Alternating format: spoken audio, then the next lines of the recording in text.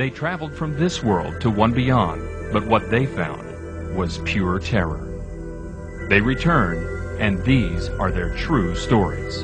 It's very easy to be an atheist when you're successful, but it's very difficult to be an atheist when you're laying on your deathbed.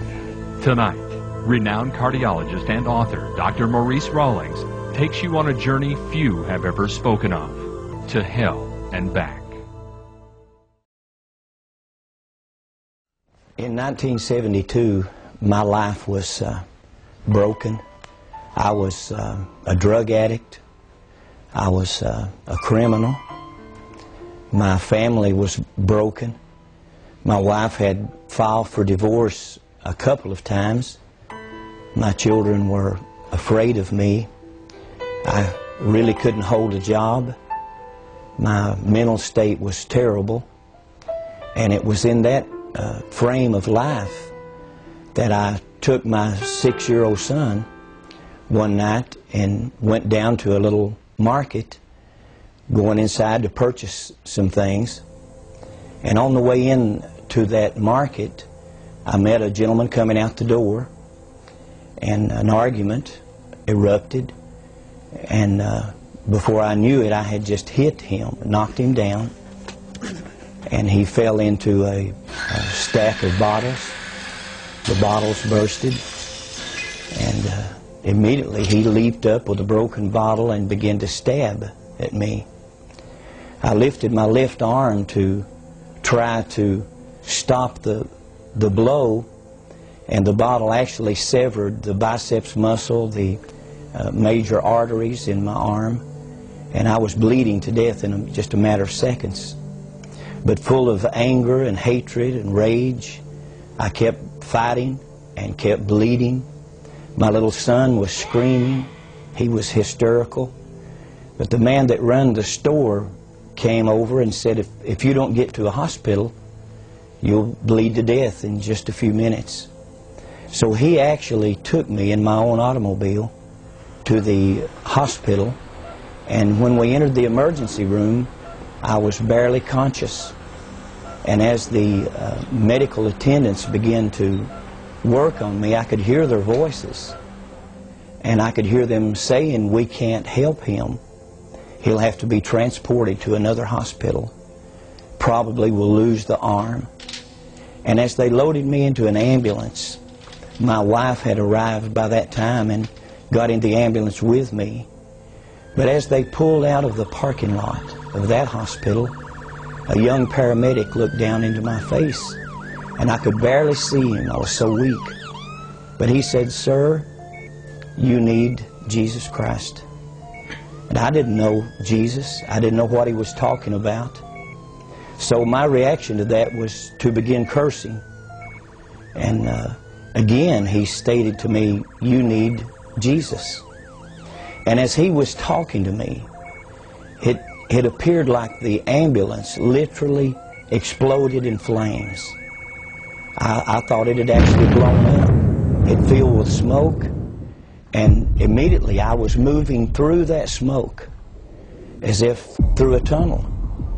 And after some period of time coming out of the smoke and out of the darkness, I began to hear the voices of a multitude of people screaming and groaning and crying. But as I looked down, the sensation was looking down upon a volcanic opening and seeing fire and smoke and people inside of this burning place screaming and crying. They were burning, but they weren't burning up. They weren't being consumed. And then the sensation of moving downward into this.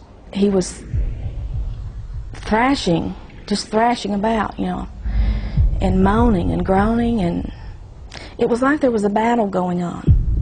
I wasn't a Christian at the time, and I didn't even know anything about spiritual battles. But it was scary to me in the fact that I could feel it. I could feel it was like light and darkness. It was like he was fighting against something. And I didn't know what, but now I know. You know, he was seeing the vision of hell. But the most terrible part of it, I began to recognize many of the people that I was seeing in these flames. As if a close-up lens on a camera was bringing their faces close to me, I could see their features and see the agony and the pain and the frustration. And a number of them began to call my name and said, "Ronnie, don't come to this place. There's no way out. There's no escape. If you come here, there's no way out." And I looked into the faces of one that had died in a robbery attempt, who had been shot to death and bled to death on the sidewalk. And I looked in the face of two others that had died drunk in an automobile accident. And I looked into the face of others that had died of drug overdoses, that we had partied together, and the agony and the pain. But I believe the most painful part of it was the loneliness. And the depression was so heavy that there was no hope. There was no escape. There was no way out of this place. And the smell was like sulfur, like an electric welder. And the stench was terrible. And as I looked at this, I had seen people killed. I had been involved in fights where people were killed. I've done time in prison for manslaughter myself. I grew up basically in a reform school and in a jail cell. I was beat on mercifully as a child by a father that had temper problems and alcohol problems.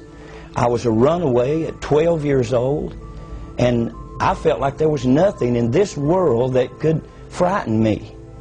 My life was wrecked, my marriage was wrecked, my health was wrecked, but now I'm seeing something that literally scares me to death because I don't understand it. And as I'm looking into this pit, this place of fire and screams and torment, I just fade out into blackness.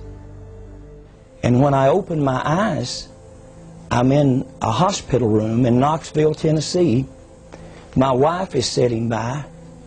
There have been multiple stitches put in my body. My arm was spared. There was almost 100 stitches.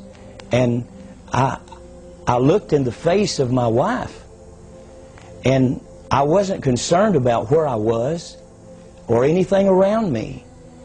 All I could visualize was what I had just seen. He had this funny look on his face, and it was a terrifying look. And he said, "I don't really know what's happened to me," but he said, "I've been in a terrible place." And I kept telling him, "You're in the hospital. You've been in the hospital all along."